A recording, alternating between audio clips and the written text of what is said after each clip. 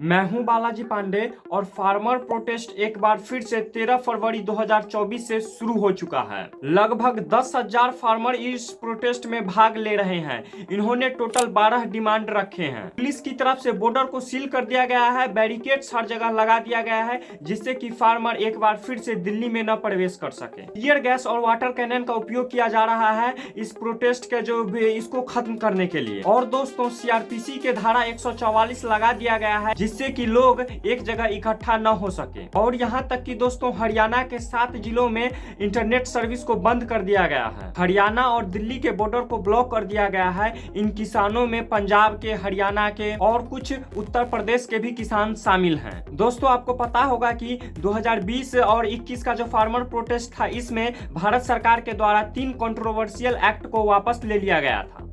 कि हमने 3 कृषि कानूनों को वापस लेने का, रिपील करने का निर्णय लिया है।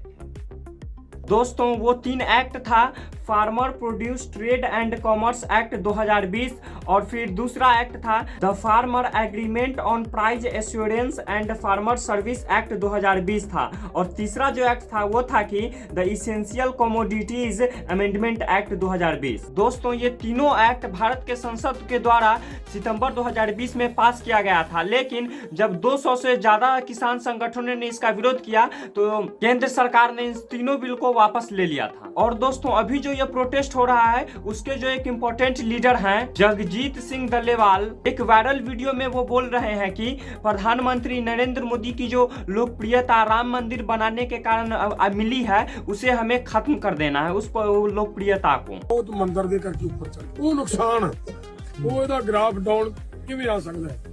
ਮੈਂ ਬਹੁਤ ਵਾਰੀ ਜਦੋਂ ਮੈਂ ਪਿੰਡਾਂ ਦੇ ਵਿੱਚ ਤਿਆਰੀਆਂ ਕਰਾਉਂਦਾ ਫਿਰਦਾ ਸੀ, ਬਹੁਤ ਵਾਰੀ ਲੋਕਾਂ ਨੂੰ ਕਹਿੰਦਾ ਸੀ।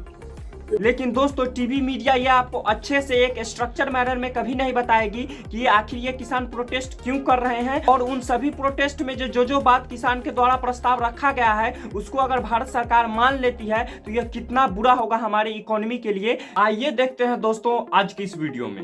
पंजाब हरियाणा बॉर्डर पर पिछले 18 दिनों से किसान डटे हुए हैं। सरकार और किसानों के बीच कोई हल निकलता नजर नहीं आ रहा।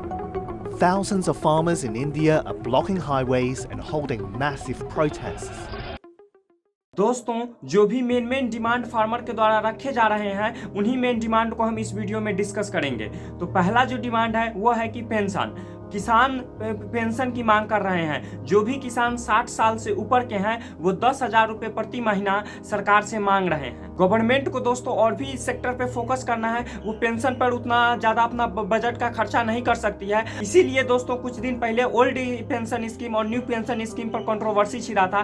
आप थिंक स्कूल का ये वाला वीडियो आप देख सकते हैं इस पर। और दूसरा जो इनका डिमांड है वो है कि मनरेगा 200 दिन निश्चित रूप से होना चाहिए और 700 रुपए प्रति दिन होना चाहिए। भाई, गवर्नमेंट के पास उतना पैसा नहीं है। अगर सरकार 200 दिन के लिए, एक साल में 200 दिन के लिए 700 रुपए प्रति दिन से एक किसान का फिक्स कर दी, तब उस सरकार को पैसा लाने के लिए टैक्स का रेट और बढ़ाना पड़ जाएगा। और जब टैक्स का रेट गवर्नमेंट बढ़ाएगी तो महंगाई बढ़ जाएगा, और महंगाई बढ़ जाने के कारण मिडिल क्लास को ही यह झेलना पड़ेगा। और दोस्तों, तीसरा जो इन लोगों के द्वारा डिमांड रखा गया है वो है कि 2020-21 वाले फार्मर प्रोटेस्ट में जितने भी मृत्यु हुई है, जितने भी जान गई है, उनका सबका सरकार मुआवजा दे। तो मैं किसानों से कहना चाहता हूं कि इंदिरा गांधी के सरकार के द्वारा जब भारत में आपातकाल लगाया गया था, उस वक्त जो हजारों जान गई थी, उसमें से हजारों में से कितने को मुआवजा दिया गया। दोस्तों, मैं मानता हूं कि शांतिपूर्वक प्रोटेस्ट करना यह लोगों का संवैधानिक अधिकार है। तो क्या इंदिरा गांधी के समय जो लगाया गया था आपातकाल, उस वक्त जो शांतिपूर्वक प्रोटेस्ट कर रहे थे, उसमें से जो सैकड़ों लोगों की जान गई थी शांतिपूर्वक प्रोटेस्ट करते वक्त,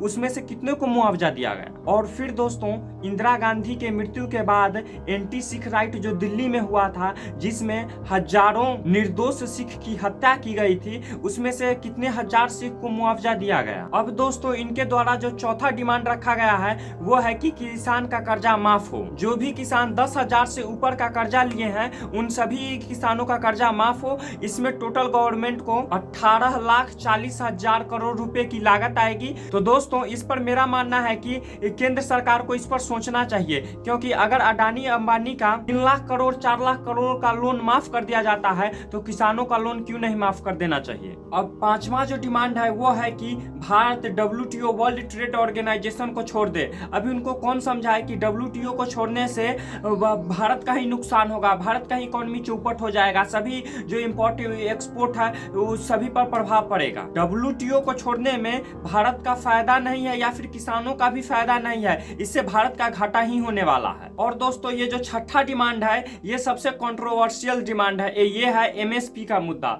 फार्मर्स चाहते हैं कि सभी अनाज जो है जो वो उपजाते हैं या फिर उपजाएंगे उन सभी पर सरकार के द्वारा MSP दे दिया जाए। अब MSP क्या है ये मैं आपको एक्सप्लेन कर देता हूँ। दोस्तों अगर मैं आपको सरल भाषा में समझाऊं तो MSP का अर्थ हुआ कि सरकार के द्वारा अगर लेट सपोज भारत में MSP गेहूं पर लगा दिया जाएगा। इसका अर्थ ये हुआ कि अगर भारत के किसान गेहूं उपजाते हैं तो पहले जब MSP नहीं लगा होता था तो उस वक्त क्या होता था वो जाके मंडी में बेचते थे। तो मंडी में कभी कभी अगर लेट सपोज 1500 रुपये कुंटल गेहूं उपजाने का कॉस्ट है और मंडी में कभी कभी उनको जब MSP नहीं लगा होता था उस वक्त उनको 1300 1200 कभी कभी घाटा में भी उनको बेच देना पड़ता था गेहूं को। इससे घाटा में बेचने के कारण किसानों पर ऋण का बोझ डेट का बोझ हो जाता था, जिससे किसान फसल उपजाने से पीछे हटते थे और फिर कभी कभी तो इतना ऋण हो जाता था, उनके ऊपर इतना कर्जा हो जाता था वो सुसाइड भी किसान कर लेते थे डेट के कारण। तो इसी समस्या को दूर करने के लिए सरकार के द्वारा MSP लाया गया।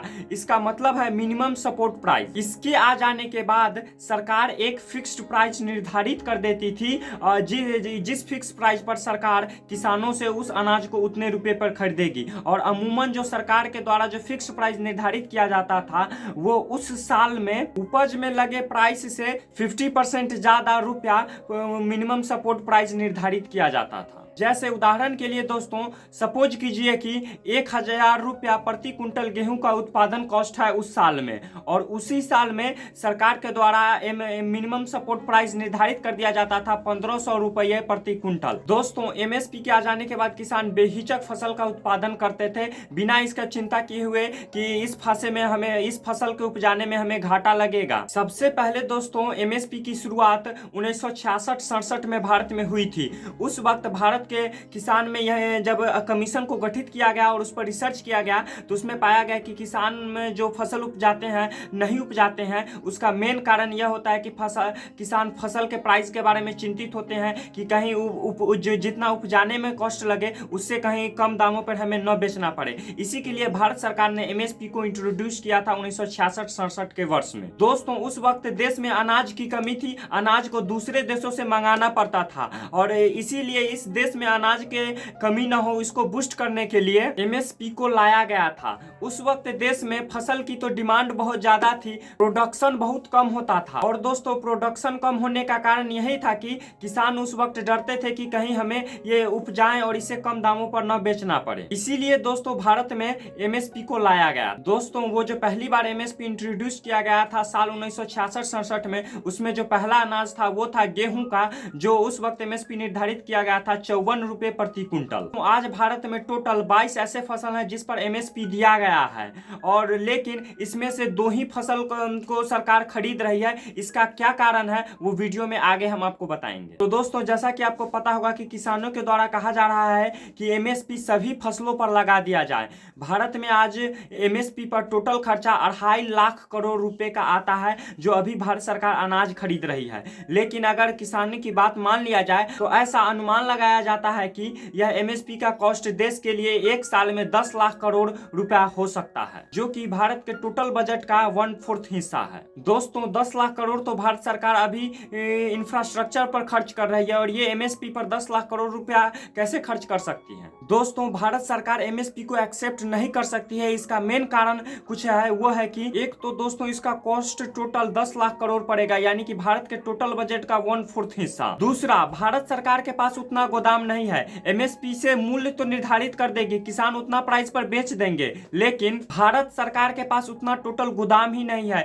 एक तो बेच देगी, किसान तो बेच देंगे उतना प्राइस पर, फिर भारत सरकार उसको स्टॉक कहां करेगा। और दोस्तों अगर उस अनाज को रखने के लिए गोदाम सरकार बनाएगी तो उसमें बहुत सारा पैसा खर्च होगा, या फिर अगर उस खरीदे हुए अनाज को भारत सरकार किसी प्राइवेट गोदाम में रखेगी तो उसका खर्चा भारत सरकार को देना पड़ेगा। एक तो दोस्तों एमएसपी 10 लाख करोड़ लेगा और फिर उसको स्टॉक करने के लिए या फिर नए गोदाम बनाने के लिए सरकार को 5 लाख करोड़ खर्च करना पड़ेगा। तो दोस्तों ये तो बेसिक नॉलेज की बात है कि भारत सरकार अपना टोटल बजट का इतना बड़ा हिस्सा किसी एक सेक्टर पर खर्च दोस्तों नहीं कर सकती है। भारत सरकार को हेल्थ भी देखना है, डिफेंस भी देखना है, एजुकेशन पे खर्च करना है, भारत सरकार को इंफ्रास्ट्रक्चर पे खर्च करना है, और भी बहुत सारे इंपॉर्टेंट काम जिससे देश आगे बढ़ सकती है उस पर भारत सरकार को खर्च करना है बजट के हिस्सा का। किसी एक सेक्टर पर अपना पूरा बजट खर्च कर देने से देश आगे नहीं बढ़ सकती है। आप दोस्तों कमेंट में हमें कोई एक देश का नाम बता दीजिए जो अपना पूरा बजट किसी एक सेक्टर में खर्च करके वर्ल्ड का टॉप इकोनॉमी बना बैठा हुआ है। दोस्तों भारत सरकार उस सेक्टर की इंपॉर्टेंस के आधार पर उस सेक्टर में पैसा खर्च करती है। जैसे एमएसपी जब 1966-67 में भारत में पहली बार एमएसपी लाया गया था तो उस वक्त केवल 2 फसल में ही एमएसपी लगाया गया था, और लेकिन आज भारत में लगभग 22 फसल में एमएसपी लगा दिया गया है। इस प्रकार जैसे जिस अनुपात में देश डेवलप करेगा उसी अनुपात में भारत और भी फसल सब पर एमएसपी लगाते जाएगा और नया नया गोदाम भी बनाते जाएगा जिससे और भी फसल सब स्टॉक कर सके। तो आशा करते हैं कि यह वीडियो अच्छा लगा होगा। अगर अच्छा लगा होगा तो इस वीडियो को लाइक कीजिए, अपने दोस्तों के साथ शेयर कीजिए। तब तक के लिए बहुत बहुत धन्यवाद।